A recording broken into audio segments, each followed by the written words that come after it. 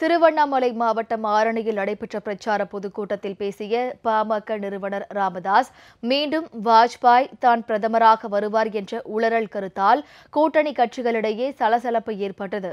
எடப்பாடி தரப்பினர் பிற கட்சிகளுடன் கூட்டணி அமைத்தது முதலே அக்கட்சிக்குள் குழப்பங்களும் மோதல் போக்குகளும் இருந்து வந்தன. இந்த நிலையில் ஆரணி நாடாளுமன்ற தொகுதியில் போட்டியிடும் அதிமுக வேட்பாளர் செஞ்சி சேவல் ஏழுமலையை ஆதரித்து செஞ்சியில் நடைபெற்ற பிரச்சார பொதுக்கூட்டத்தில் பாமக நிறுவனர் ராமதாஸ் கலந்து கொண்டு பேசினார்.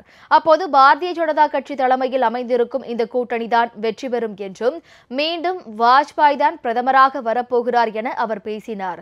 மறைந்த தலைவரான வாஜ்பாயை சுட்டிக்காட்டி அவர்தான் மீண்டும் பிரதமராக வரப்போகிறார் என ராமதாஸ் பேசியது கூட்டத்தில் சலசலப்பை ஏற்படுத்தியது.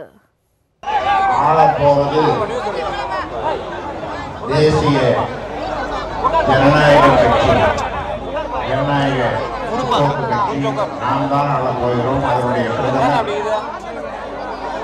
மீண்டும் வாஜ்பாய் அவர்தான் பிரதமராக வரப்போகிறார்.